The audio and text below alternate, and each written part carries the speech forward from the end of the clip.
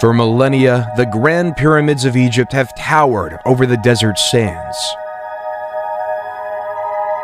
Everything about the great ancient civilization that once seized the lands remained a mystery.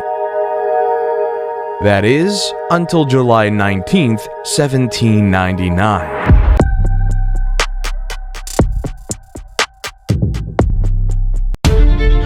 A French soldier discovers a large stone about 35 miles east of Alexandria during Napoleon Bonaparte's Egyptian expedition, unearthing a written language that had been dead for thousands of years. The translations would prove to be the key to unlocking the secrets of an entire civilization.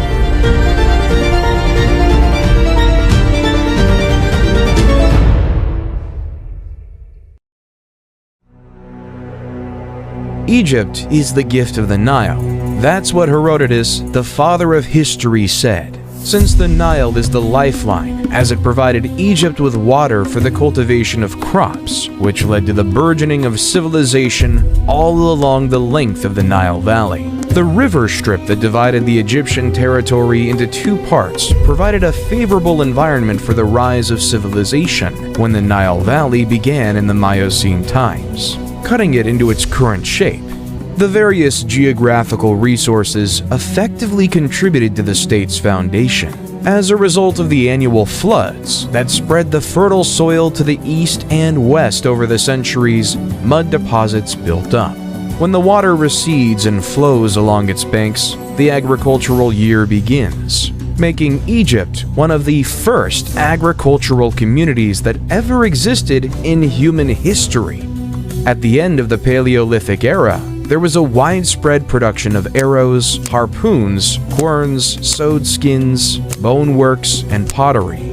Carbon-14 tests, on the other hand, were used by researchers to demonstrate that corn was harvested in a Neolithic silo on the edge of Fayum between 4600 and 4250 BC. Later, people built shacks and huts out of reeds and solid mud and sowed corn on the muddy soil of the Nile marshes. Ancient Egypt was divided into two territories, Upper Egypt and Lower Egypt. Lower Egypt lay to the north, where the Nile extended out with its several branches to form the Nile Delta. Upper Egypt, which stretched to Aswan, was to the south. The two kingdoms were united around 3000 BC by King Narmer, but each retained its regalia, the Hedjet or white crown for Upper Egypt and the Deshret or red crown for Lower Egypt. As a result, the pharaohs were known as the rulers of the two lands, and they wore the Shent, a double crown with each half denoting sovereignty of a different land.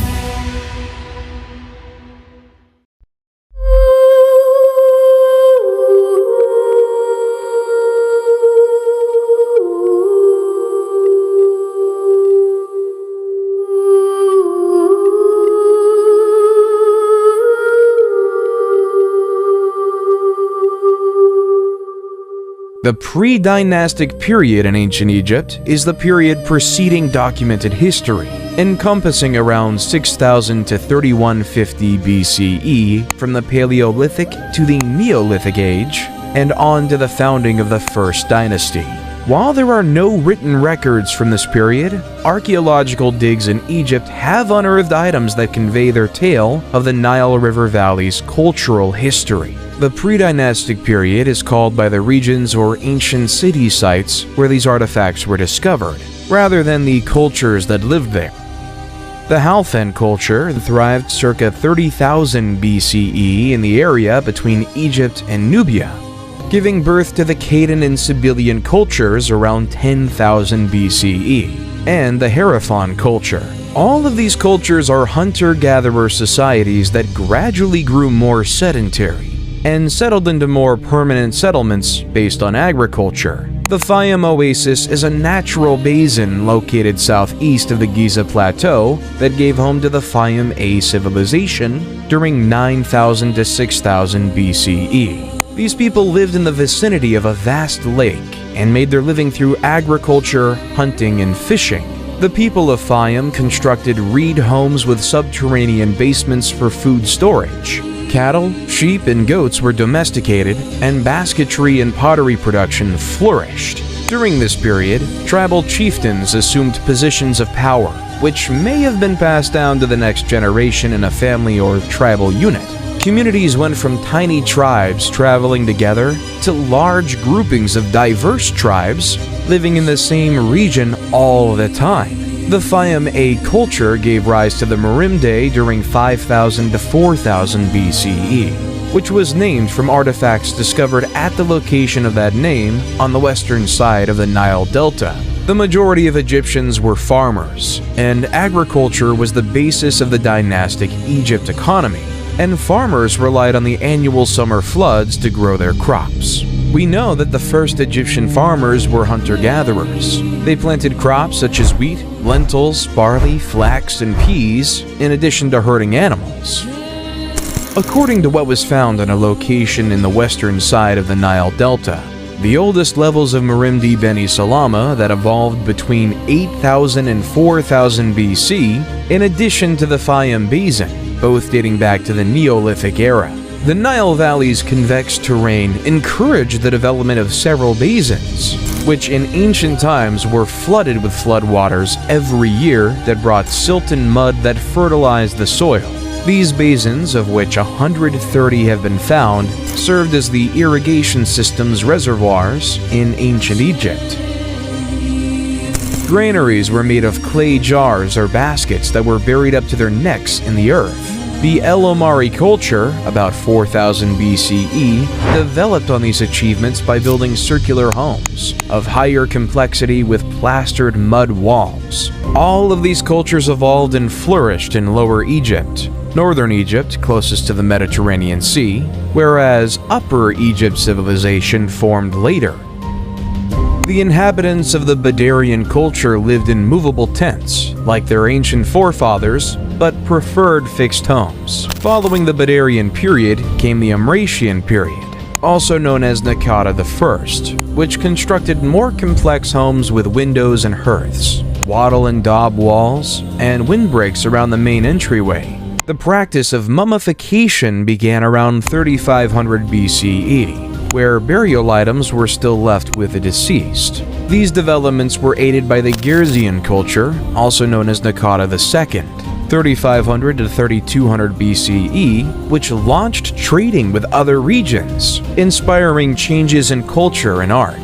The houses were built of sun-baked brick, and the more opulent ones included courtyards, an addition that would become commonplace in Egyptian homes later. The city of Abydos, located north of Naqada, became an important burial location, and huge tombs were built, forming a necropolis, a city of the dead.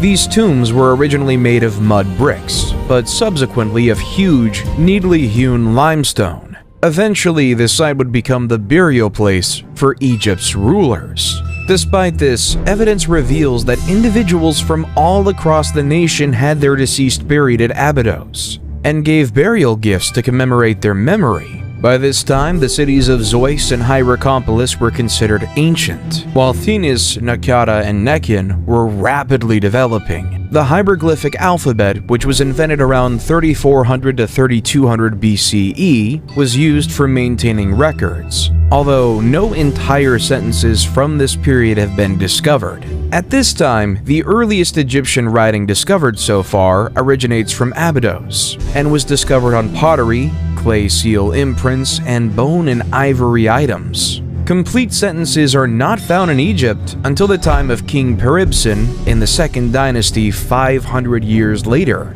This period led to the Naqada III period from 3200 to 3150 BCE. Following Naqada III, the early dynastic period and Egypt's recorded history began. With commerce, communities expanded and flourished, and the populations of both Lower and Upper Egypt increased. Small villages of brick dwellings and buildings evolved into bigger urban centers that soon clashed, most likely for trade products and water resources. Thinis, Naqada, and Nekhen were the three principal city-states of Upper Egypt during the period. Thinis appears to have defeated Naqada before absorbing Nekhen. These battles were fought between the Scorpion Kings, whose identity is unknown, and others, most likely Ka and Narmer. According to some researchers, Scorpion I, Scorpion II, and Ka were the final three rulers of the proto-dynastic period, before King Narmer invaded and unified Lower and Upper Egypt and created the First Dynasty.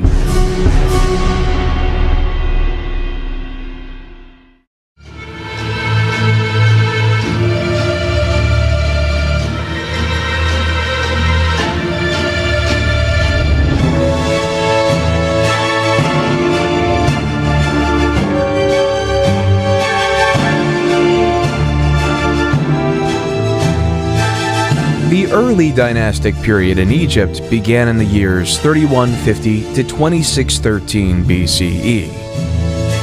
This marks the beginning of the country's historical era in which Upper Egypt, the south, and Lower Egypt to the north were unified as one country under centralized authority. During this time, the divine rule of the monarch started, and a distinct Egyptian culture emerged, including the development of writing, arts, and sciences. Menes, the first king of Egypt, was a ruler of Upper Egypt, presumably from Phoenice or Hierakonpolis, who defeated the other city-states around him before conquering Lower Egypt around 3150 BCE. Narmer married the princess Neithotep of Nakata in an arrangement to enhance the links between the two towns. He undertook military operations in Lower Egypt to quell revolts and expand his territory into Canaan and Nubia. He sponsored massive construction projects, and urbanization developed throughout his reign. Hor-Aha, Narmer's son, is assumed to have succeeded him in 3100 BCE, continuing his father's military expansion and increasing trade. He was notably interested in religion and the concept of the afterlife, and it was under his reign that the Mastaba tomb was built. Hor-Aha was replaced by his son Jur in 3050 BCE, who followed in his father's footsteps. His son Jet, about 3000 BCE, married Princess Mernith and is considered to have taken leadership of the nation after his death. It is uncertain whether she governed as regent for her infant son Den or as queen, but her reign is notable for being the first time a woman is recorded governing in ancient Egypt. Den, about 2990 BCE, is regarded as the greatest monarch of the First Dynasty and reigned for 50 years. His reputation as an efficient monarch stemmed from his economic advances, military conquests, and the stability of his rule, as proven by expensive construction projects and elaborate works of art. Den is the first monarch to be represented wearing the crowns of Upper and Lower Egypt, showing that he ruled over a unified nation.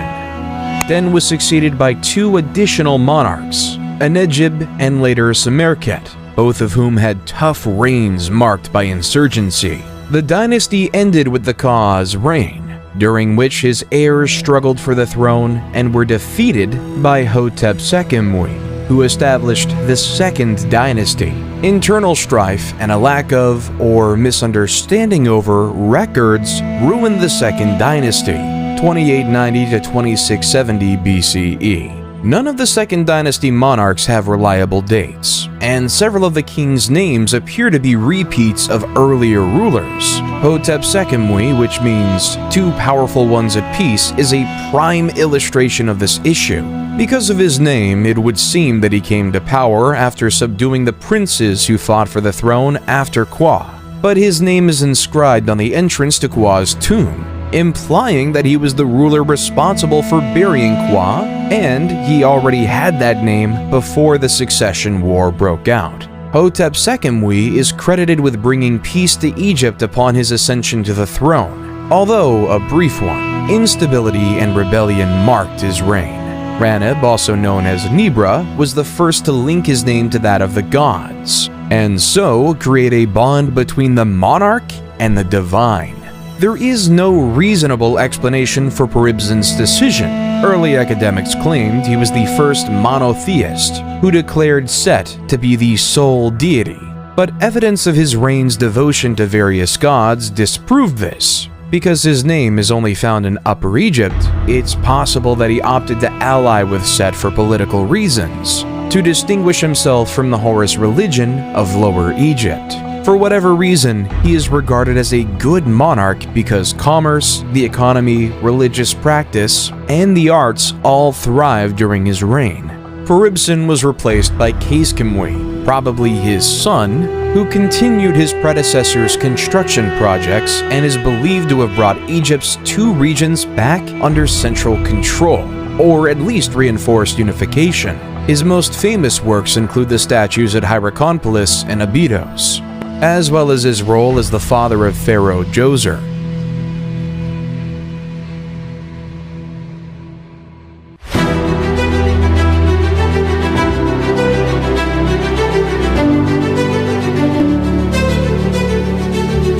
The Egyptian Third Dynasty starts with King Djoser, best known for his step pyramid at Saqqara. Manetho's timeline is hazy on who Sennacht was when he governed in the Third Dynasty and even his name.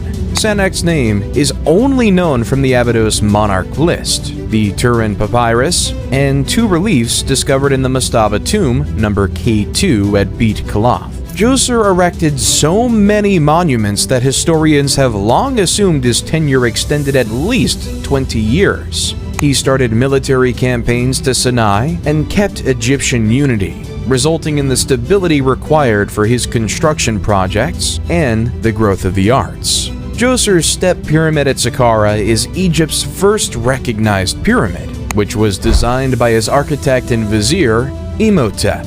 Imhotep was a vizier, sage, architect, astrologer, and chief minister under Djoser, the second pharaoh of Egypt's Third Dynasty, who was later deified and worshipped as the god of medicine in Egypt and Greece, where he was associated with the Greek deity of medicine, Asclepius. He is thought to have designed the step pyramid in Memphis's Saqqara necropolis. This pyramid, which has 6 steps, is the world's oldest surviving stone monument.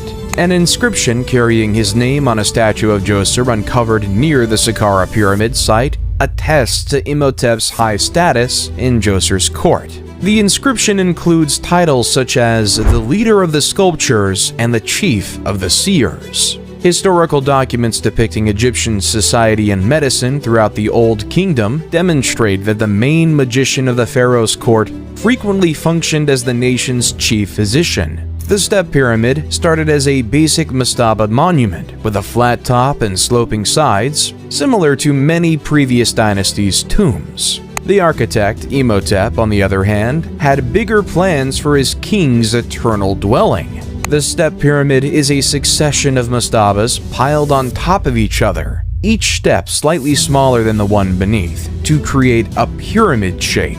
Earlier mastabas were made of clay bricks, but the step pyramid was made of stone slabs with carved motifs of trees and reeds on them.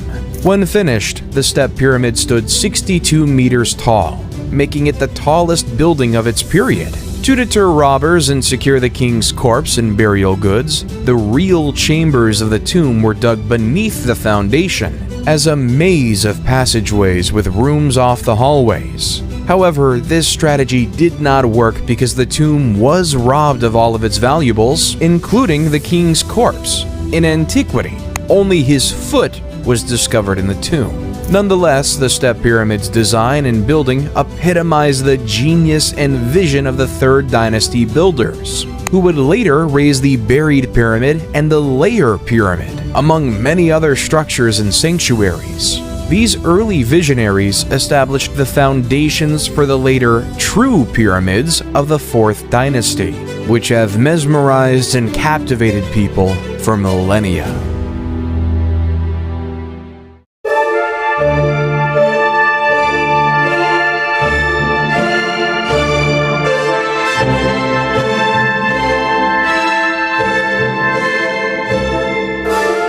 The Old Kingdom of Egypt is also known as the Age of the Pyramids or the Age of the Pyramid Builders, because it contains the Great Fourth Dynasty, during which King Sneferu mastered the craft of pyramid construction, and the pyramids of Giza were built under the reigns of Khufu, Khafre, and Menkaure. The historical documents of this time, the 4th to 6th dynasties of Egypt, are sparse, and historians consider the history of the era as literally written in stone, and mainly architectural in that academics have been able to build a history through the statues and their inscriptions. The pyramids themselves provide little information about their architects, but adjacent funerary shrines and stelae provide the king's names and other significant information.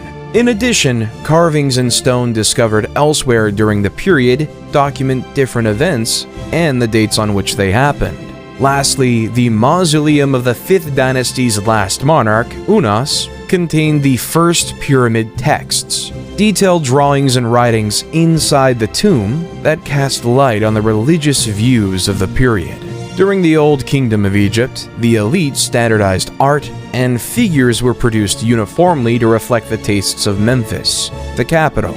Although other art forms such as painting and literature exhibit more skill in the Old Kingdom, statues from the late early dynastic and early Old Kingdom periods are very comparable. The Old Kingdom's most famous works of art are the pyramids of Giza and the Great Sphinx of Giza, both of which remain today. Although smaller structures were crafted with the same precision and beauty, in reality, Egyptians placed great importance on Old Kingdom art and architecture in later ages. Although all levels of society may have shared the same religious systems, social inequality persisted even after death. The only significant impediment to reaching an afterlife was being buried outside of Egypt. Egyptians thought that, to be reborn, they needed to be buried in Egypt. If they died abroad, their relatives went to tremendous pains to bring their bodies back for burial, so those correct funerary rituals could be performed and they could be buried in their native land, allowing them to enter the afterlife.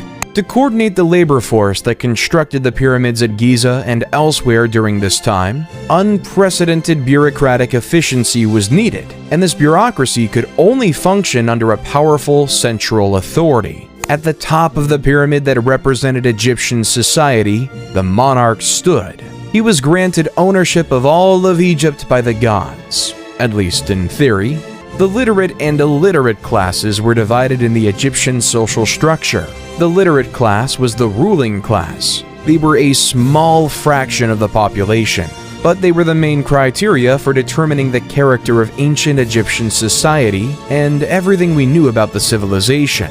Individuals were frequently more important than the positions they held. As a result, while the king established the scope of bureaucratic power, effective administration was ultimately dependent on the same pool of literal aristocrats without whom the king could not govern, and we'll state some of them as follows. Because an Egyptian king could not personally control every area of society, the role of the vizier was established as early as the early dynastic period. The vizier, who can be assimilated into a form of prime minister, assigned responsibility to other members of the court, sent communications through scribes, and managed the military, regional governors' activities, public works projects, and tax collections, among other things. Huni, the last king of the 3rd dynasty, was long thought to have initiated the massive building projects of the Old Kingdom by constructing the Mitam Pyramid. But credit for the Mitam Pyramid goes to Sneferu, the first king of the 4th dynasty, who may have been Huni's son by one of his minor queens. Sneferu began the Old Kingdom's golden era, with his most noteworthy achievements being the 2 pyramids constructed for him at Dashur. Sneferu started his work with the pyramid at Mitam, known as the False Pyramid, due to its shape. It resembles a tower more than a pyramid, and its exterior casing is surrounded by a massive mound of gravel. The Pyramid of Mitam was Egypt's first real pyramid, but it did not last. This is because changes were made to Imhotep's initial pyramid design, causing the exterior casing to sit on sand rather than rock, causing it to fall. The Crooked Period and the Red Pyramid are Sneferu's structures at Dashur, or North Pyramid. The bent pyramid gets its name from the fact that it rises at a 55-degree angle and then changes to a 43-degree angle of smaller stones, giving the impression of bending in towards the summit. The workers had finished the base and sides before recognizing that a 55-degree angle was too steep, and changing their plan to conclude the job as best they could. Sneferu appears to have grasped the issue and went on to construct his third pyramid. Sneferu appears to have been a ruler unafraid of loss or sorrow. When the bent pyramid failed to satisfy his standards, he simply began over. The red pyramid, named after the use of reddish limestone in its building, was constructed on a firm foundation for better stability and rose at a 43-degree inclination. The red pyramid, 105 meters tall, was Egypt's first effective real pyramid. It was originally encased in white limestone, as were the other later pyramids, which crumbled away over time and were collected by locals for other construction projects. Following in the footsteps of Djoser's complex at Saqqara, Sneferu had mortuary temples and the other structures built around his pyramids, with priests overseeing day-to-day activities once the Red Pyramid was finished. All of this points to the stability of his rule, which he bequeathed to his son Khufu when he died. The ancient Greek authors referred to Khufu as Cheops, and he's best known for his Great Pyramid at Giza. In their works, the Greeks portrayed him as a tyrant who oppressed the people and compelled them to labor for him against their will. This perception may have been created by the tales contained in the Westcar Papyrus, a compilation of 4 stories written about the kings of the 4th dynasty and found by Henry Westcar in around 1824 CE. The papyrus contains 4 tales recounted by Khufu's sons, including one in which King Khufu summons a sorcerer who claims to be able to reconnect a decapitated head to a body. And some academics read his actions in requesting a demonstration as malicious or careless. During the reign of Khufu, Egypt became even wealthier as a result of his military battles against Nubia and Libya, as well as his lucrative trade deals with cities such as Byblos. He also invested in agricultural innovations to improve the livelihoods of his people. During his reign, the world's first documented dam was constructed in Wadi Jarawi, a mountain range west of modern Helwan. This dam improved water availability for farms and others in the town. The Great Pyramid of Giza is the final of the ancient 7 wonders of the world, and a distinguishing emblem of Egypt. It is situated on the Giza Plateau near the modern city of Cairo, and was constructed over 20 years during the rule of Khufu. Although many hypotheses exist regarding the pyramid's purpose, the most generally acknowledged idea is that it was built as a tomb for the king. However, how it was constructed remains a mystery to this day. Historians continue to dispute the idea of ramps going around the outside of the building to move the blocks into position. These theories persist despite a growing body of evidence proving that the pyramid was constructed by the ancient Egyptians using technical means that were most likely so common to them that they felt no need to document them. Nonetheless, the complexity of the interior passages, shafts, and chambers, as well as the nearby Osiris shaft, encourages the persistence of these fringe theories, as does the mystery of how the pyramid was built at all, and its orientation to cardinal points. A prominent figure during that time, called Hemayunu, was the vizier during the reign of Khufu in the 4th dynasty, and one of the king's relatives. He was in charge of building his Great Pyramid and keeping an eye over its construction works, and he was buried near Khufu's pyramid. The construction work of the pyramid was done by expert and unskilled laborers employed by the state for the job. These employees either offered to pay off a debt, performed community service, or were paid for their time. The annual inundation of the Nile River was important for Egyptian survival because it distributed rich soil from the riverbank all across the shore's farmlands. However, it also made farming those lands impossible during the flood. During these times, the government supplied work for farms by constructing large monuments. These were the individuals who performed the real physical labor of moving stones, elevating obelisks, constructing temples, and constructing the pyramids that continue to amaze and motivate people today.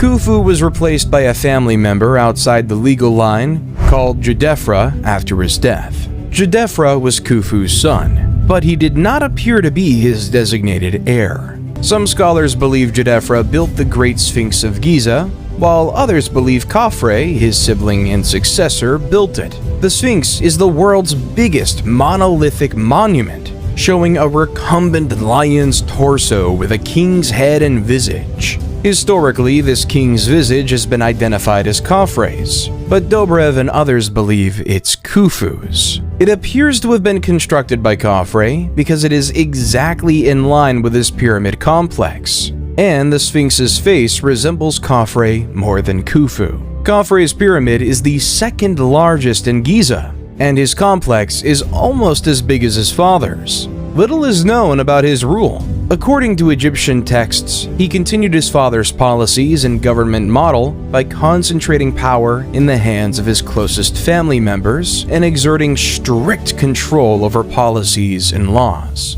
Following Khafre's demise, succession was temporarily disrupted again when Baka, Djedefre's son, took the throne. He did not even rule for a year before Menkaure, Khafre's son, took over as monarch. Both the Greeks and the Egyptian writings praise Menkaure. Menkaure, like his father and grandpa before him, started construction on his Giza pyramid and shrine complex. Menkaure's pyramid and complex are smaller than the other two, which represent a significant development in the history of the Old Kingdom, and one of the causes of its collapse. The resources required to construct the Great Pyramid were no longer accessible during Menkaure's period, but he did his best to establish an everlasting residence on par with his fathers and grandfathers. Quenra, Menkaure's son and designated successor, perished while this pyramid was being constructed, upsetting the dynastic succession, and Menkaure died before the pyramid complex was finished.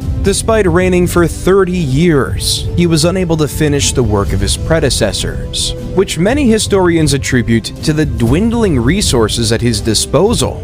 Hatshepsut, Menkaure's successor, finished Menkaure's structure at Giza, but was buried in a relatively modest mastaba at Saqqara. As previously stated, the monarchs diverted immense resources to their funerary structures and buildings, but these temples and sanctuaries were increasingly under the authority of the priests who managed them, rather than the king. Although the Giza Plateau is now an old, sand-swept location on the outskirts of Cairo, it was a city of the deceased, inhabited by the living who tended to it during Menkaure's time.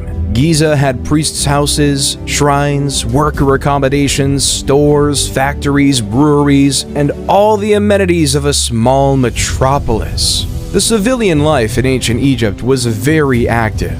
The lowest social class consisted of peasant farmers who did not own the land on which they worked on or the houses in which they resided. The monarch, members of the court, nomarchs, and priests owned the land. To begin the day, peasants would say, "Let us work for the nobility." Peasants were virtually always farmers, regardless of what other trade they practiced. They cultivated and harvested their crops, giving the majority to the landowner while keeping part for themselves. Most had private gardens, which the ladies maintained while the men worked in the fields. The lowest stratum of society created the items utilized in commerce, allowing the civilization as a whole to survive. These peasants were also part of the workforce that erected Egypt's pyramids and other monuments. When the Nile River's banks overflowed, farming became difficult, and the men and women went to work on the king's projects. This labor was always rewarded, and no literary or physical evidence supports the assertion that any of Egypt's major monuments were erected by slave labor.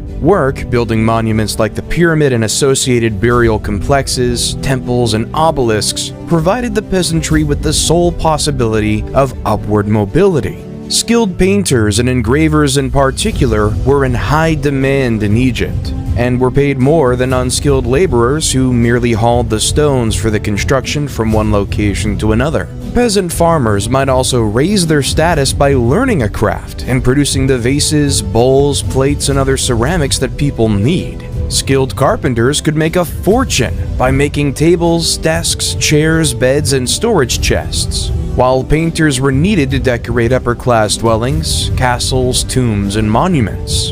Brewers were likewise held in high regard, and breweries were occasionally controlled by women. They appear to have been operated on by females in early Egyptian history. Beer was the most popular beverage in ancient Egypt, and it was commonly utilized as a kind of recompense. 3 times a day, workers on the Giza Plateau were given a beer ration. The deity Osiris was said to have provided the drink to the people, and breweries were overseen by the goddess Tenene. Marriages were more secular than religious in ancient Egypt. The parents planned the majority of weddings in any of the classes. Girls were often married at the age of 12, and boys at the age of 15. Royal offspring were frequently promised to foreign monarchs as babies to seal treaties. The ancient Egyptians' lives were not all labor. They found plenty of time to have fun by participating in sports, board games, and other activities. Hockey, handball, archery, swimming, tug-of-war, gymnastics, rowing,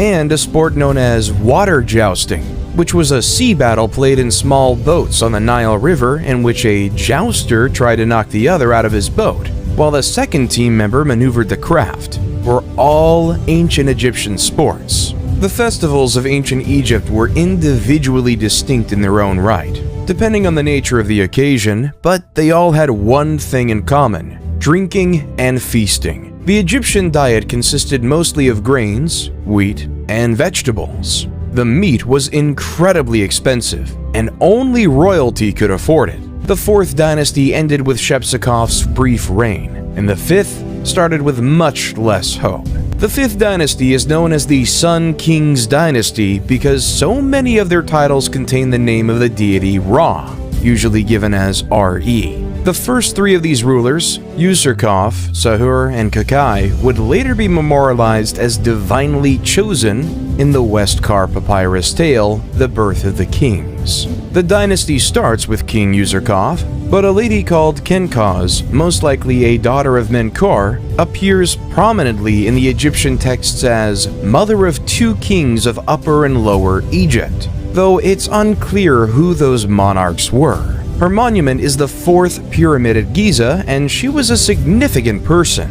Not much is known about her. Userkaf is best renowned for his work on the Temple of the Sun and Abusir. This structure represents a significant divergence from the position of the monarch at the beginning of the 4th dynasty, and the beginning of the end of Giza as the king's necropolis. The sun deity Ra was now venerated directly by the people through the priesthood, and the king's position as the god's primary representative was reduced. Userkaf's son Sahur replaced him and constructed his funerary complex at Abusir near the Temple of the Sun. Sahur was a capable monarch who led the first Egyptian expedition to Punt and arranged significant trade treaties with other countries. Punt, on the other hand, was one of his biggest accomplishments, as it became an important source of many of Egypt's most valuable resources, and in time was regarded as a legendary country of the gods.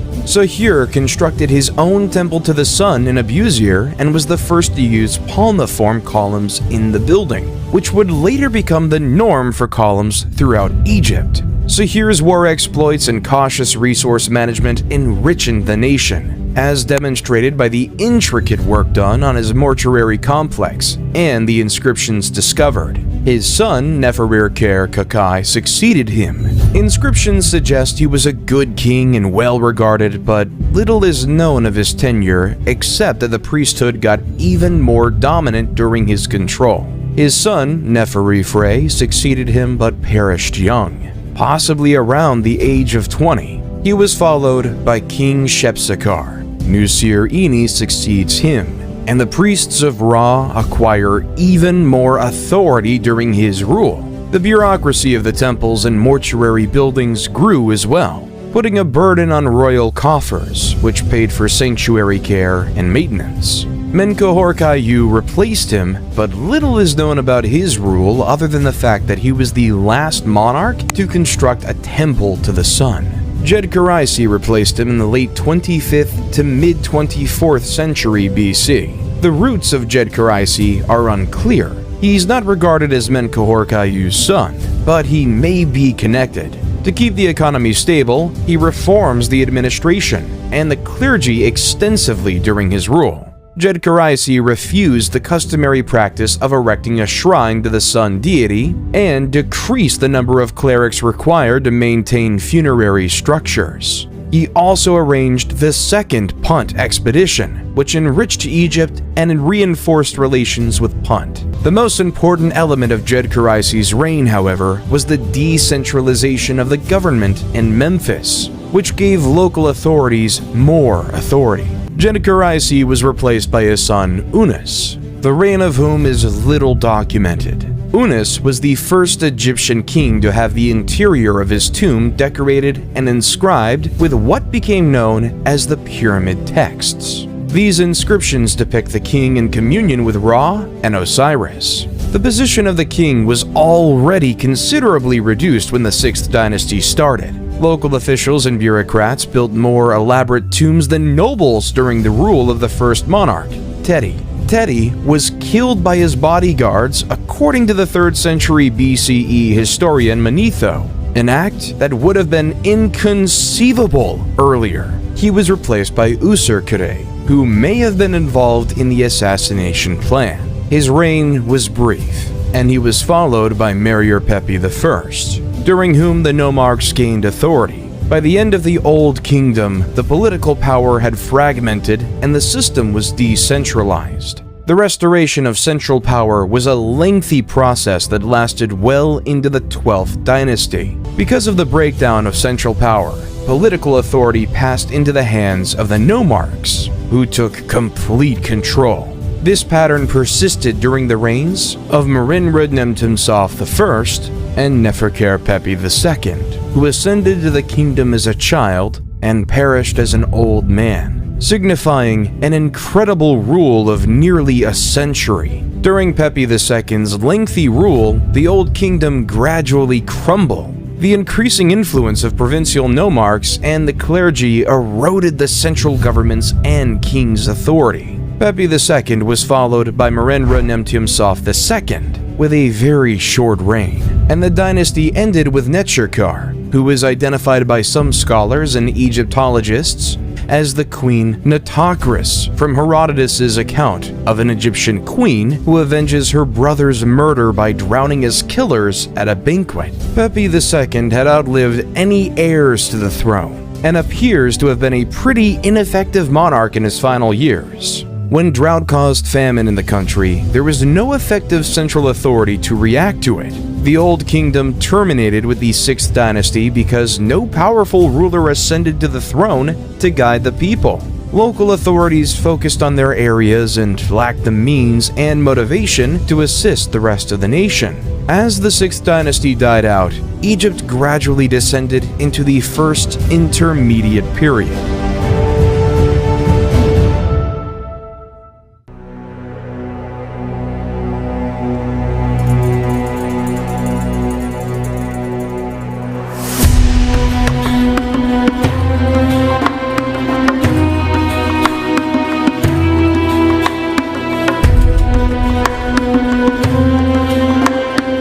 The First Intermediate Period is marked primarily by a rise in the authority of provincial administrators of distinct areas, and a decline in the power of the central government at Memphis. The great structures of the Old Kingdom on the scale of Giza's pyramids were no longer constructed within the First Intermediate Period because there was no strong central sovereign to order and pay for them, and no administration to coordinate the large workforce. The cultural image that comes from a study of historical data does not support a chaotic, dark era, but rather a different social and political model than what had come before. There is some historical evidence for the claim of unrest and claimed disorder, which stems from the absence of a single powerful central government. The country's different regions were essentially self-governing. The dearth of information about the kings of the 7th and 8th dynasties attest to their ineffectiveness. Their identities and dates will be forgotten in Egyptian annals. The ancient city of Memphis was abandoned at some time by rulers who saw themselves as the heirs of the Old Kingdom kings. The rulers of the 9th and 10th dynasties then seized Heracleopolis as their center and declared themselves Egypt's real kings. Intef, a Theban nomarch who bore the customary epithets of Great Overlord, of the Nome, and Overseer of Priests, came to prominence in Thebes around 2125 BC and opposed the authority of Heracleopolitan kings. Intef I established Egypt's 11th dynasty and provided the push for the country's unity. During the Middle Kingdom, he was known as Intef the Mighty, and a monument in his honor was erected in the Temple of Karnak. And this was the way leading to the beginning of a new era, which was the Middle Kingdom.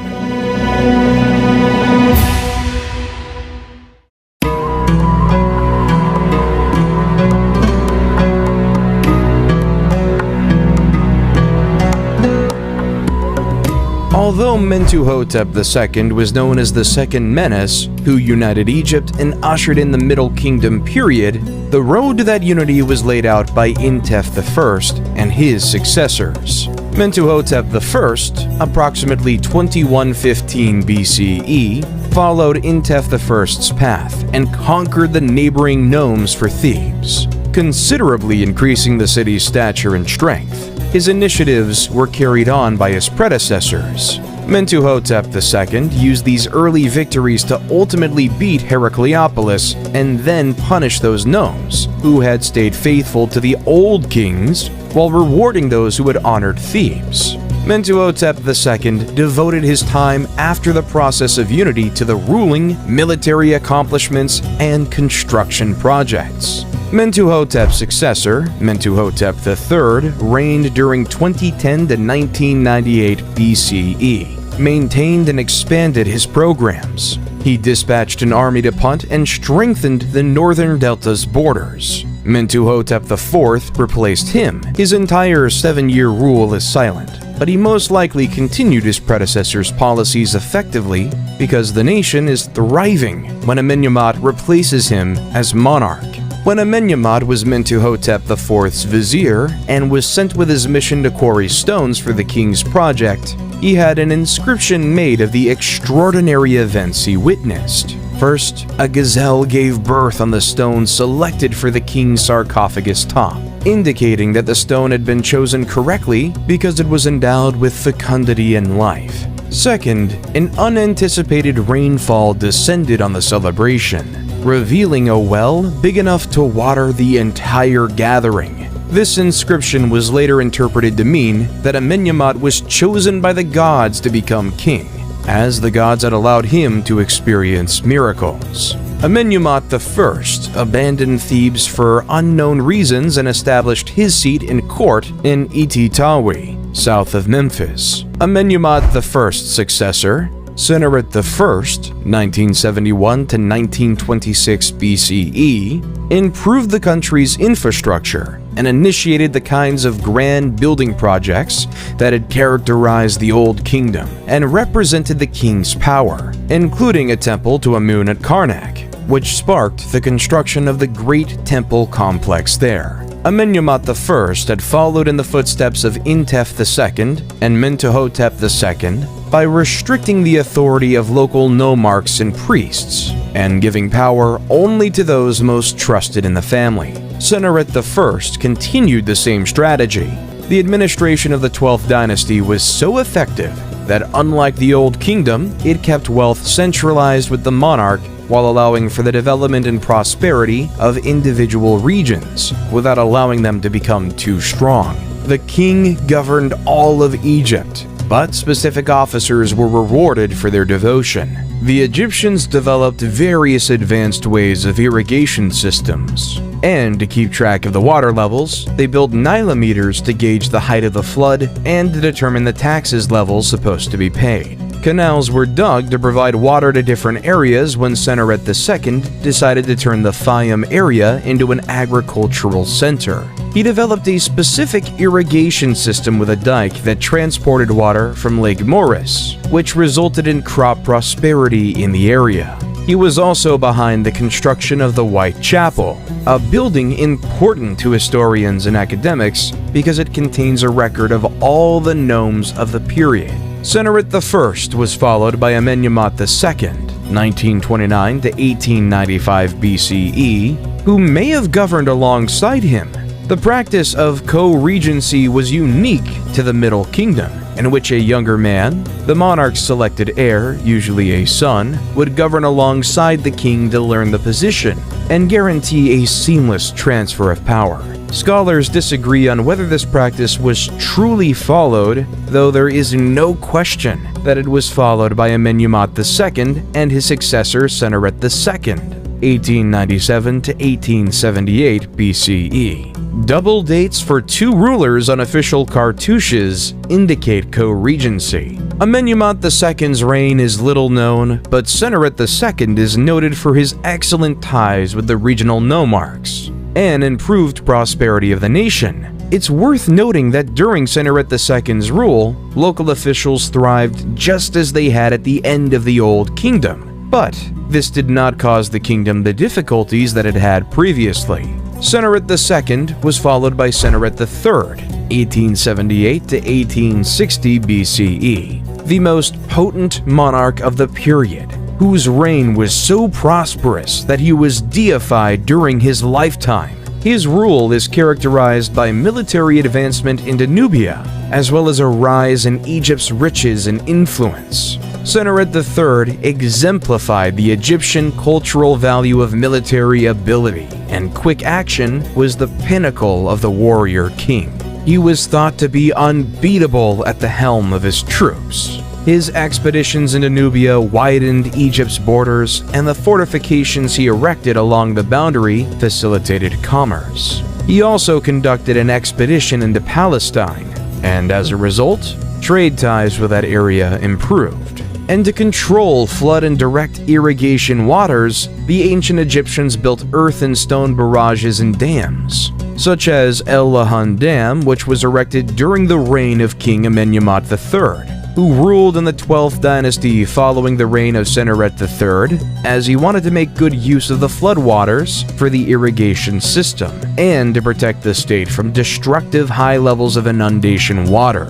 Early November, before the water had entirely left the basins, was the time when preparations for planting season began. Before fields were prepared for planting, irrigation facilities were repaired or cleared, and property lines were reevaluated. And since ancient Egyptians were known to document every detail of their daily life, we have seen the process of growing and harvesting the grain depicted in great detail in various tombs paintings. Various crops were planted widely, which made food types plentiful in Egypt, such as emmer wheat, which was used to make bread and beer, grapes for wine, palm dates, doom palms, figs, sycamore, and papyrus, whose stems were used to make paper-like scrolls for writing, and also was a great material to make sails, cords, and even mats. Various tools were used by the farmers during the planting process, such as a very interesting one called shadaf. It's a hand-operated device used to lift water from the river, which consists of a long pole with a bucket hung on a rope from one end, and the other end has a weight attached to it. It was either used to fill jugs with water to transport them, or even to run water in small canals along ditches. However, it's normal when people wonder how such a civilization in ancient times managed to erect huge buildings and move colossal statues without having the technology we have in the current modern world. Some scenes from tombs of high officials have proof of how the whole process of moving huge statues was done. Jehudi Necht was a nomarch of the 12th dynasty. He used to govern the 15th nome of Upper Egypt. He has a very interesting scene in his tomb of the transportation of a roughly 6.8 meter high monument of him by 172 people using ropes and a slide. in an endeavor aided by the dumping of water in front of the slide. Unfortunately, no evidence of this colossus has ever been discovered. Amenemhat III boasted of no major military triumphs, but constructed almost as many monuments as his father and was responsible for the vast mortuary sanctuary at Hawara, known as the Labyrinth. Amenemhat IV, 1815 to 1807 BCE, replaced him and maintained his policies. He completed his father's construction tasks and began many of his own. During his reign, military and commercial expeditions were undertaken on numerous occasions, and trade thrived with towns in the Levant, particularly Byblos and elsewhere. The co-regency policy, if it was implemented, had guaranteed a seamless transfer of power from ruler to ruler, but it failed in the case of Amenemhat IV, who had no male successor to prepare for success. After his demise, the throne passed to his sister, or probably wife, Sobonefru, 1807 to 1802 BCE, whose rule is little known. Unless the queen Nitocris of the 6th dynasty of the Old Kingdom is accepted as real, Sobonefru was the first woman to govern Egypt since the early dynastic period. The 12th dynasty concluded when she perished without an heir, and the 13th started with the reign of Sobekotep I, 1802 to 1800 BCE. The Middle Kingdom's 12th period was the most powerful and wealthy. The 13th dynasty would receive the riches and the policies, but would be unable to put them to good use. The 13th dynasty appears to have maintained the policies of the 12th dynasty monarchs and kept the nation united, but none of them had the personal power of the previous kings, according to incomplete documents. Lower Egypt started to develop its political groups.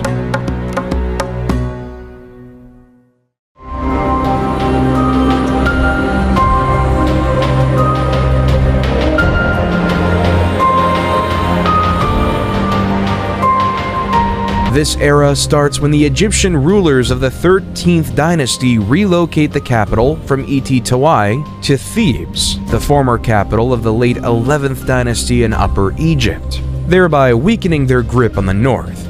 Amenemhat I, 1991 to 1962 BCE, established the tiny settlement of Hutwaret in the far north at the start of the 12th dynasty, which developed into a commercial hub with easy access to the sea and road paths to Sinai and the area of Palestine.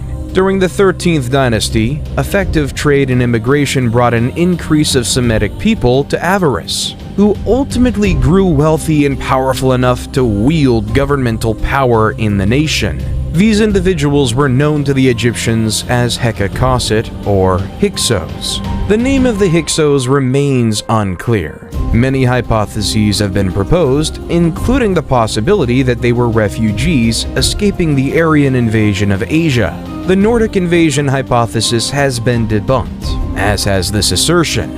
The Egyptians refer to them as Asians, but this was a word used for anyone beyond the country's eastern boundary, from the Levant to Mesopotamia. During the late 13th dynasty, the Egyptian monarch ceased supplying the border fortifications located in Nubia, and no additional soldiers were stationed there. The troops, who were already stationed at the forts, were never returned to Egypt, and the former garrisons became their permanent residence. These troops served as commerce intermediaries between the Egyptian city of Thebes and the kingdom of Kush. As the 13th dynasty neglected matters to the south, just as they were doing to the north, the kingdom of Kush developed into a centralized power, with its capital at Kerma. Some of the ancient Egyptian fortifications along the border were destroyed at some time, presumably during an assault, though this is unclear.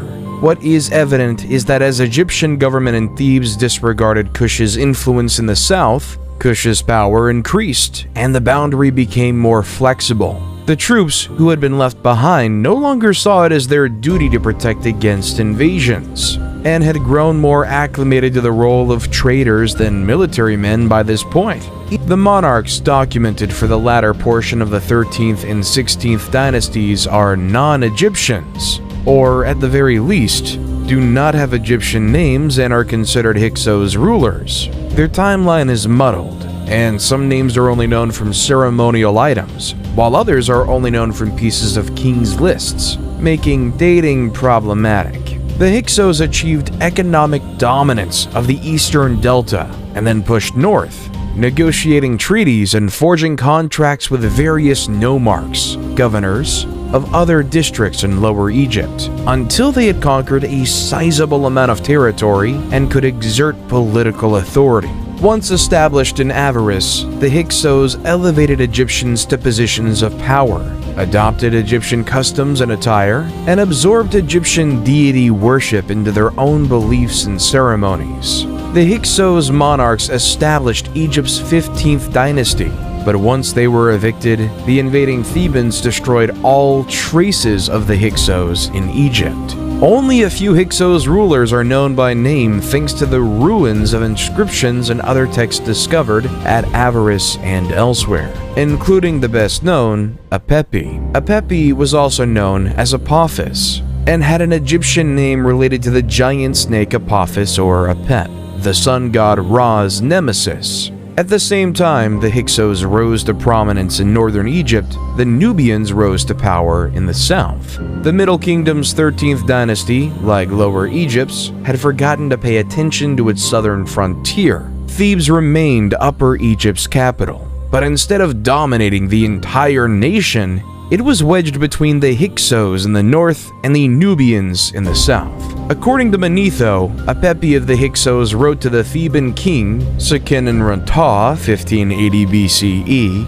"Do away with the hippopotamus pool to the east of the city, for it prevents me from sleeping day and night." The message was most likely about the Theban practice of hippopotamus hunting, which would have been insulting to the Hyksos, who worshipped Set and included the hippo in their religious observances. Tao, rather than complying with the request, saw it as a challenge to his autonomy and marched on Avaris. His mummy indicates that he was slain in battle, and this, together with the events that follow, reveals that the Thebans were vanquished in this fight.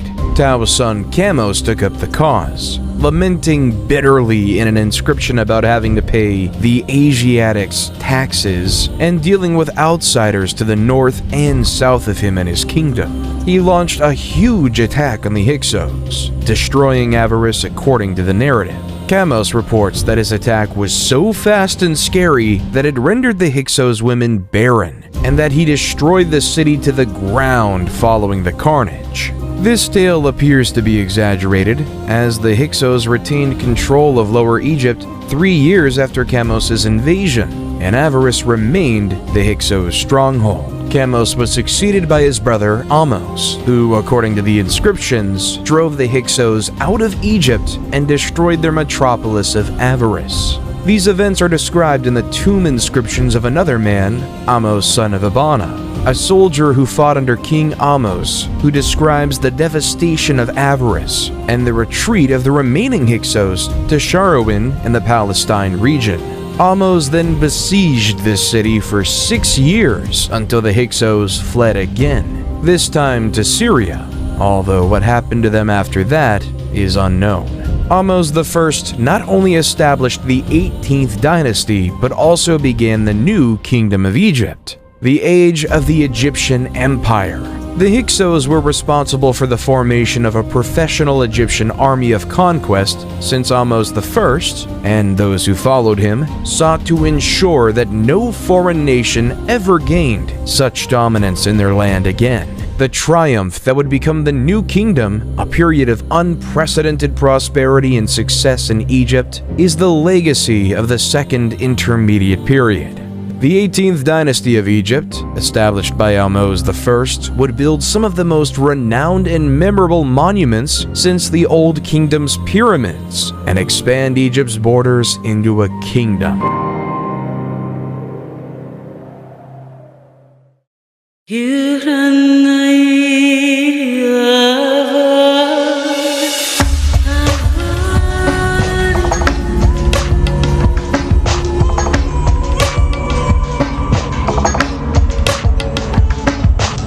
Ahmose I realized that the Hyksos had been able to establish themselves so securely because previous Egyptian monarchs had permitted them to. As a result, he chose to establish protected areas around Egypt's boundaries and fortify neglected settlements in strategic locations to protect the nation. The Battle of Ahmose I against the Hyksos brought him and his troops into touch with the areas of Palestine and Syria, where he continued his operations while also conducting military excursions south against the Kingdom of Kush and Nubia. When he died, he had protected the nation and consolidated his authority, leaving a steady political and economic situation for his replacement, Amenhotep I, 1541 to 1520 BCE. Inscriptions show that Amenhotep I followed his father's policies and modeled himself after him as a warrior monarch, but he most likely only commanded battles in Nubia. There are no accounts of him conducting expeditions into Palestine or Syria, but he may have done so because those areas stayed secure during his and his successors' reigns. Thutmose I, 1520 to 1492 BCE, replaced him and immediately started wars to expand Egypt's reach. Thutmose I put down a revolt in Nubia that erupted soon after assuming the throne, personally murdering the Nubian monarch and suspending his corpse from the prow of his ship as a caution to other rebels. He then extended Egypt's control over Nubia further south before shifting his focus to Palestine and Syria.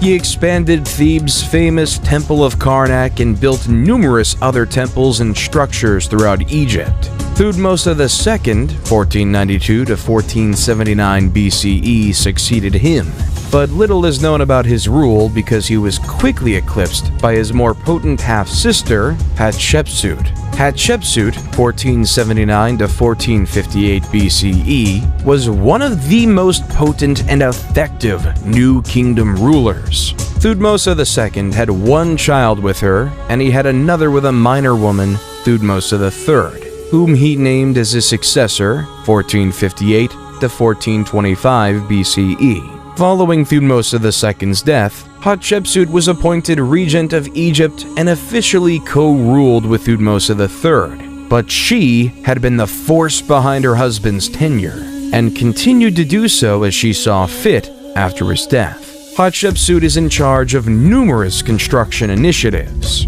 She conducted the most successful expedition to Punt, added her works to the temple at Karnak, and governed in harmony with Nubia to the south.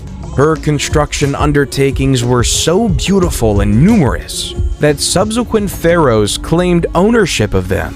They were able to do so because Hatshepsut's name was taken from all of her structures, including her magnificent complex at Deir el-Bahri around 1458 BCE. Concerning the obelisks that were erected in the different temples, they were symbols of the sun god, and many of them can be found everywhere in the whole world, whether they were real Egyptian ones or modern ones imitating the ancient Egyptian obelisks. The process of carving one is not a paradox, as there is an unfinished one located in the quarries of granite in Aswan. Hatshepsut commissioned its construction, probably to accompany what became known as the Lateran obelisk, which was originally at Karnak, but was later brought to the Lateran Palace in Rome. Thutmose III inherited a wealthy and secure country in 1458 BCE and wasted no time in improving it. Thutmose III establishes the Egyptian Empire, which his descendants would sustain.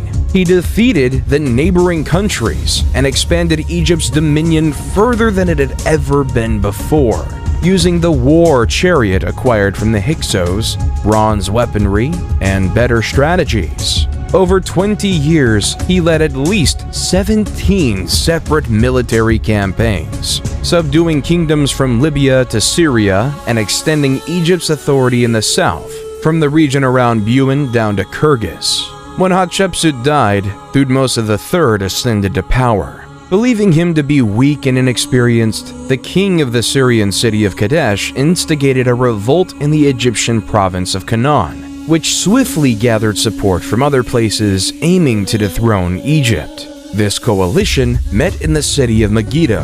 Thutmose III marched his army from Thebes to Megiddo in northern Canaan, prudently choosing a narrow pass from the town of Aruna instead of the wider and easier routes to the city, and surprised his enemies by entering the Kina Valley behind their defensive positions and driving them from the field. Thutmose III had to lay siege to the city to seize it. Geneni, who was Thutmose III's commander and military scribe, naturally accompanied his monarch in war to put down the rebellion, and wrote a record describing the fight. Thutmose III was so taken by Jani's tale that he had sections of it written on the walls of the Great Temple of Amun at Karnak, and, to a lesser extent, elsewhere. Geneni begins by describing why the writing on the temple's walls exist. He then goes on to explain the campaign and its motivations. The wretched adversary referenced on several occasions is the king of Kadesh, who started the revolt and gathered the armies against Egypt. But it is also used to refer to everyone who joined the rebellion at times. Following the Battle of Megiddo, Thutmose III would subdue and punish those who took part, capturing not just Kadesh, but also all of Syria and the Mitanni territories in Mesopotamia. He was succeeded by his son Amenhotep II, 1425 to 1400 BCE, who inherited and built on his father's powerful and safe kingdom. He was not a warrior king, but he did order many construction projects and signed peace treaties and commerce deals with other countries, such as Mitanni. Thutmose IV, 1400 to 1390 BCE, his replacement, carried on his programs. Based on readings of his renowned dream stele, which recounts the tale of how he came to the kingdom, Thutmose IV is regarded as a usurper, although he is the legal son of Amenhotep II. He's best known as the king who rebuilt Giza's Great Pyramid. He is followed by Amenhotep III, 1386 to 1353 BCE, who is regarded as one of Egypt's most effective and powerful rulers. Amenhotep III ruled Egypt at a time when it was at its artistic, political, and fiscal apex. His reign was one of the most opulent in Egyptian history, and he frequently used his riches to persuade other nations to do what he desired. He kept the nation stable, enlarged its boundaries, and devoted himself to the arts and construction initiatives. Many of Egypt's most impressive structures date from his rule. During his reign, however, the priests of Amun started to acquire increasing fortune. They possessed more property than the monarch and used it to enrich themselves further.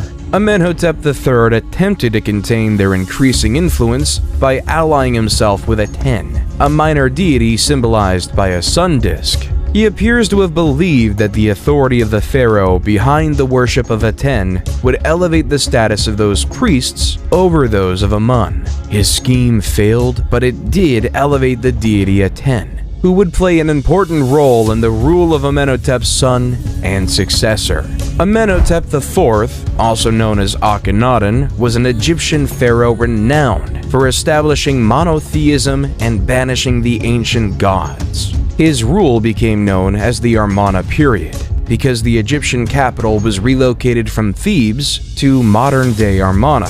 He ascended to the kingdom as Amenhotep IV, but changed his name to Akhenaten in the 4th or 5th year of his rule, dissolved the old religion, particularly the worship of Amun, and raised the deity Aten to the position of the one true god. Only the cult of Aten was recognized as a valid religious organization.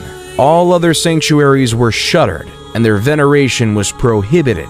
He built a shrine to Aten at Karnak's Great Temple of Amun, which he also shuttered. His wife was the famous Nefertiti, best known for the magnificent bust created by the sculptor Thutmose. Upon Akhenaten's death, he was succeeded by his young son, Tutankhamun, 1336 to 1327 BCE, who quickly changed his name to Tutankhamun, who took to the throne at just 9 years old.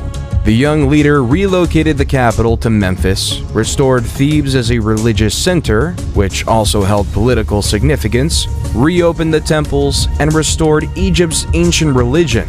although he instituted significant changes that helped secure the nation. He's best known for his magnificent tomb, which Howard Carter found in 1922. Tutankhamun was married to Akhenaten, his half-sister, until his demise at the age of about 18.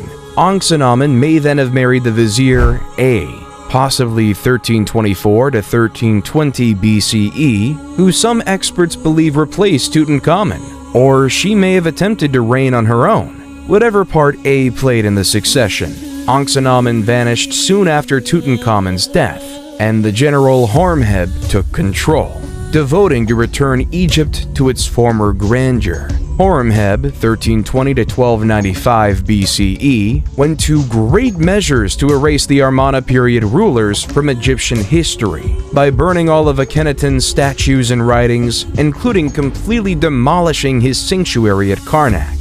Horemheb defended traditional Egyptian religion and customs. Relationships with other countries and Egypt's infrastructure were ignored during Akhenaten's rule. Horemheb returned Egypt to its previous glory, though he was unable to bring it back to the heights of Amenhotep III. He perished without an heir, and his vizier Paramess seized the kingdom as Ramesses I, establishing the 19th dynasty. Ramesses I was an elderly man when he ascended to the kingdom, and he swiftly named his son Seti I as his successor. Ramesses I resumed Horemheb's task of rebuilding Egypt's sanctuaries and shrines, as well as adding to the vast Temple of Amun at Karnak. He gave Seti I the authority to lead military missions to reclaim areas lost during Akhenaten's rule. When he passed, Seti I ascended to the throne and continued Egypt's reform and revival, adding his own touches to the big project at Karnak, and grooming his successor for dominance, his son Ramesses II, 1279 to 1213 BCE. He is the most well-known pharaoh of Egypt today. Ramesses II governed Egypt for 67 years, and the magnificent temples and monuments he constructed in celebration of his conquests and accomplishments still stand as a testament to the wealth of his reign. There is hardly any ancient Egyptian site that does not mention Ramesses II, and the story of his triumph in the Battle of Kadesh in 1274 BC is legendary. However, one of his greatest acts as pharaoh was not one of battle, but one of peace. The forging of the first peace treaty in history. Anatolia's Hittites had been gaining prominence since the 2nd millennium BC, and by 1530 BC they had surpassed Babylonia as a notable nation, and they were putting Egypt to the test. Letters of intent had been addressed to the 18th dynasty's king Akhenaten, but he had never responded or taken note of Hittite activities along his boundaries. Horemheb had waged unsuccessfully against the Hittites, who had grown even more strong by the time of Tutankhamun, Akhenaten's successor, and were daring enough to garrison districts on or near Egypt's borders. When Horemheb became pharaoh in 1320 BCE, he initiated a more forceful campaign against the Hittites and secured Egypt's frontiers, although the problem of the Hittite invasions was never fully overcome. Seti I had gained Palestine and Kadesh for Egypt, but happy with the victory, had made no plans for the city's defense. Now, Ramesses II of the 19th dynasty had to cope with the problem of the Hittite invasion, and gathered his forces at Ramses in 1274 BC to remove the Hittites from Kadesh and weaken their army. Riding in his chariot at the head of 4 divisions, 20,000 soldiers, Ramesses II marched his first division so quickly that he soon outdistanced the other 3. Near Kadesh, 2 Bedouins were apprehended and asked about the whereabouts of Muwatalli II and his army, to which they replied that the army was nowhere near Kadesh and that Muwatalli II feared Egypt and the young king. The Bedouins, however, were Hittite spies, and Muwatalli II had already fortified Kadesh, with his chariots, 3,500 of them, and troops, 37,000 men, waiting just over the next hill. According to some combat accounts, Ramses II caught several more spies who told the awful reality about his condition, but the information arrived too late. Ramses II had separated himself from the rest of his army in his haste to seize Kadesh and vanquish the Hittite ruler. Just as the Hittite chariots slammed into his camp, he dispatched messages to the other 3 divisions. The Ta division arrived in time to prevent an Egyptian army defeat, and Ramses II personally led the remaining Aman division into action many times, pushing the Hittite soldiers back onto the Orontes River, where many perished. Muwatalli II just only marched from Kadesh's walls to trap Ramses II's forces between his army by the river and his advance. But for unexplained reasons, he chose to stay in the city and never committed his reserve men to fight. Ramses II declared a great triumph at Kadesh and had a scribe record his narrative of the wonderful fight. Muwatalli II's version differed significantly, most notably in claiming Kadesh as a Hittite victory. While Ramses II did not capture the city, he did break the Hittite army on the field. And while Muwatalli II kept possession of Kadesh, he did not destroy the Egyptians as he had intended. Meren-Ta was Ramses II's 12th son, and not his designated successor. He only became pharaoh because all of his siblings had perished during their father's lengthy rule. Meren-Ta soon adopted his father's image of a warrior monarch, defeating the Libyans in combat and repelling an attack on the Sea Peoples. His description of his exploits include the well-known Meren-Ta stele, which contains the first reference to the Israelites as a tribe. Going forth to the 20th dynasty, Ramses III was the new kingdom's last powerful king. After Horemheb restored the ancient faith, the priests of Amun's authority grew steadily, drawing income and influence away from the monarchy. Throughout the Ramessid era of the 20th dynasty, the condition deteriorated. The concept of having a war was existing as the threat of the people was remarkably increasing, which forced Ramses III to declare war over them. The nationality of the Sea Peoples is unknown because the only records of their activities are from Egyptian sources that only describe them in the terms of battle, such as the record from the Tanis stele, which reads in part, "They came from the sea in their warships, and none could stand against them." This is characteristic of Egyptian allusions to these enigmatic invaders. Ramses II, his son and successor Meremta, and Ramses III are the 3 great pharaohs who chronicle their struggles and triumphs against the Sea Peoples. All claimed huge victories over their opponents, and their inscriptions include the most extensive documentation of the Sea Peoples. During the time of Pharaoh Ramses III, the Sea Peoples invaded and destroyed the Egyptian commerce hub at Kadesh, and then attempted to invade Egypt again. They began their operations with swift attacks along the coast, before pushing toward the delta. In 1180 BC, Ramses III subdued them, but they returned in force. Ramses III would have been aware of his predecessors' fights with these people and how violent they were. He decided against a field engagement and instead employed guerrilla tactics as a plan. He set up ambushes around the coast and along the Nile Delta, and his archers were especially efficient, putting them camouflaged along the beach to shower down arrows on the ships at his signal. The ships were set on fire with burning arrows once the crew was dead or drowning. After crushing the naval invasion, Ramses III turned his focus to what remained of the invading troops on land. He used the same tactics as previously, and in 1178 BC, the Sea Peoples were defeated off the coast of Xois. Egyptian annals once again depict a spectacular victory, in which many Sea Peoples were slaughtered and others were captured and coerced into the Egyptian army and fleet, or sold as slaves. Although Ramses III spared Egypt from invasion, the battle was so costly that the royal treasury was depleted, and the tomb builders at Deir el-Medina could not be paid. This resulted in the first documented labor strike in history, in which workers walked off the job and refused to return until they were properly reimbursed. And then, the momentum of the Egyptian empire started to fade. Ramses III retained a powerful central authority, secured the borders, and kept Egypt prosperous. But the kingdom was crumbling around him. The office of the Pharaoh of Egypt no longer held the same level of reverence it once did because the priests of Amun served as an intermediary between the gods. Ramses III was injured in an assassination attempt staged by one of his lesser spouses, and perished as a result of his injuries. Ramses IV, 1155 to 1149 BCE, ascended to the throne only after his elder siblings perished.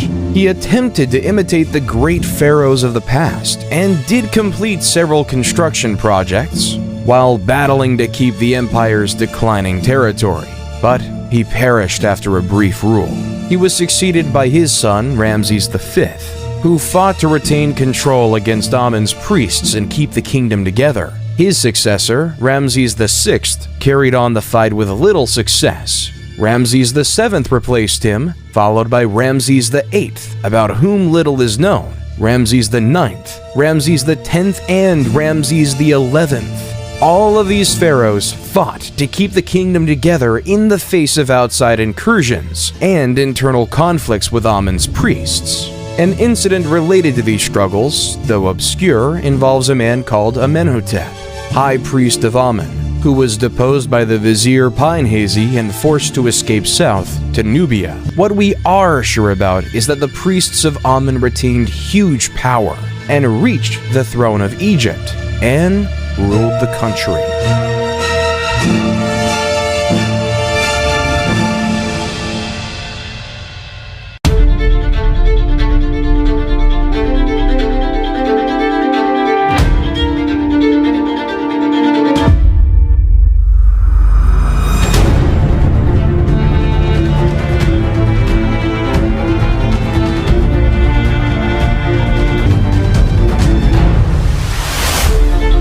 Smendes, 1077 to 1051 BCE, a ruler of Lower Egypt who governed from Tanis, interred Ramses XI. Following the Egyptian custom, a monarch was buried by his successor, and Smendes asserted his legal right to govern by relocating the capital from Per-Ramses to Tanis. However, by this time, the priests of Thebes had grown strong enough to assert their authority to rule, and the nation was divided between Tanis's control over Lower Egypt and Thebes's rule over Upper Egypt. Contrary to popular belief, this split did not end in civil conflict or internal strife. Smendes was strong enough to be noticed, but he only controlled Lower Egypt, and not much of it. He governed around the same period of Thebes' high priest Herihor, who reigned from around 1080 to 1074 BCE. Herihor was a general of the troops, as were all Amun's high priests, but he had little impact outside of Thebes. This would be the dominant model for the majority of the Third Intermediate Era.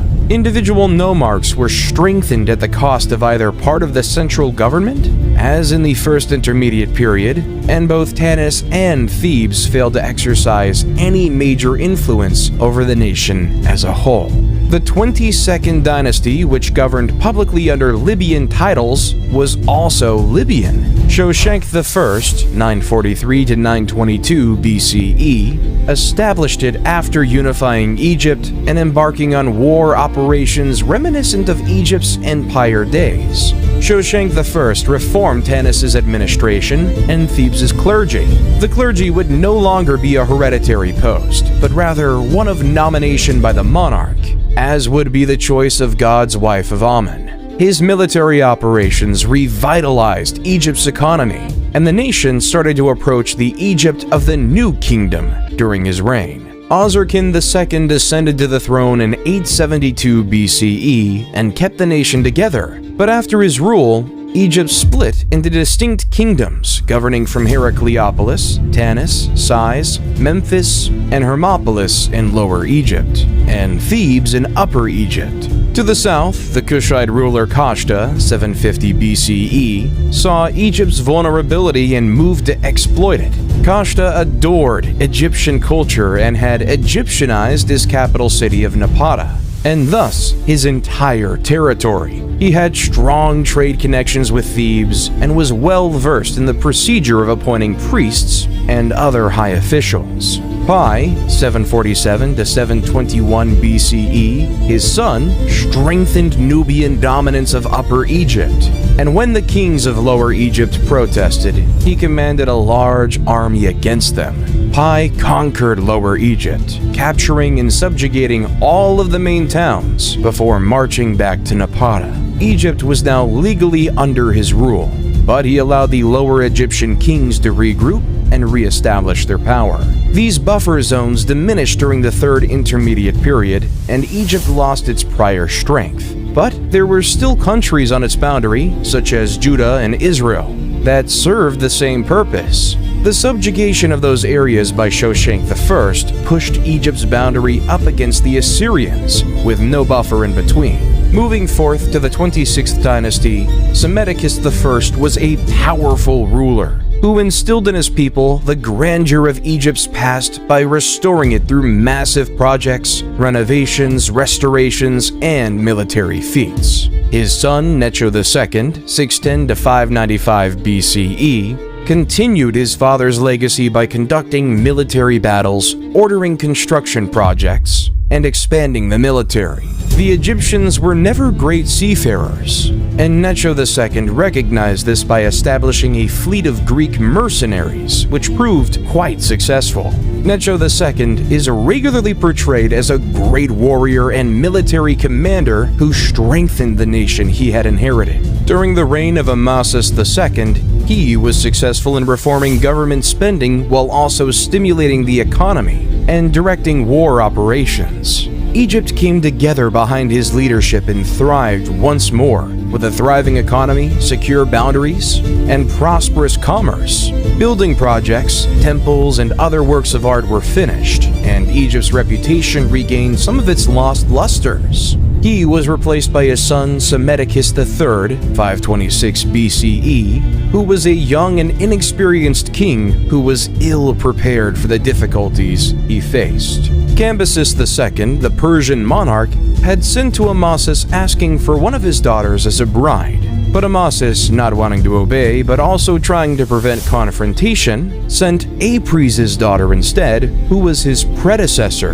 This former Egyptian princess was profoundly offended by Amasis' choice, particularly since it had long been Egyptian policy not to transfer noble women to foreign monarchs as wives. When she arrived at Cambyses II's palace, she disclosed her true identity, and Cambyses II vowed to revenge Amasis' slander by sending him a fake bride.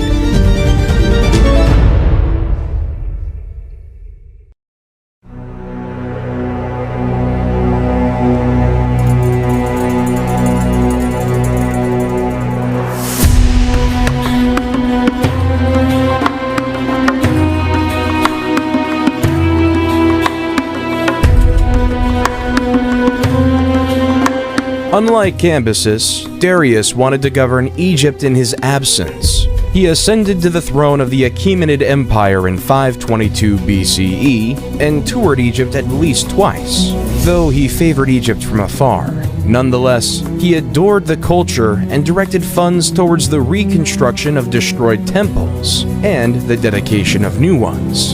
In keeping with the Persian practice of religious tolerance, Darius praised the Egyptian gods with presents and statues. He is widely viewed as having a gentler hand with Egypt than Cambyses. For the second Persian conquest of Greece in 480 BCE, his son Xerxes I, 486 to 465 BCE, relied on all the resources of the Achaemenid Empire, including Egypt. When the Persians were defeated at Salamis in 480 BCE and Plataea in 479 BCE, Xerxes abandoned foreign affairs in favor of construction projects and different relationships with court ladies.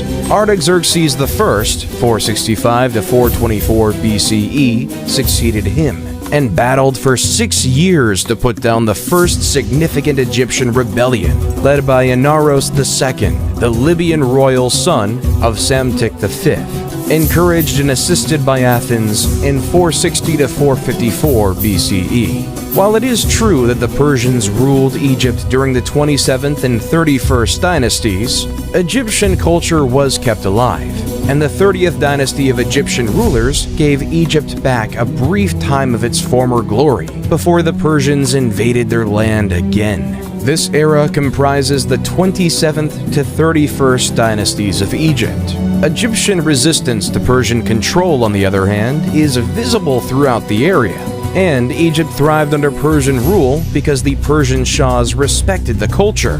Amarteus of the 28th dynasty, Nectanebo I and Nectanebo II all governed the nation, commanded troops, and participated in construction projects in the manner of the great pharaohs of the past. Whoever was behind the revolts against Persian authority, Egypt's second conquest did not last long.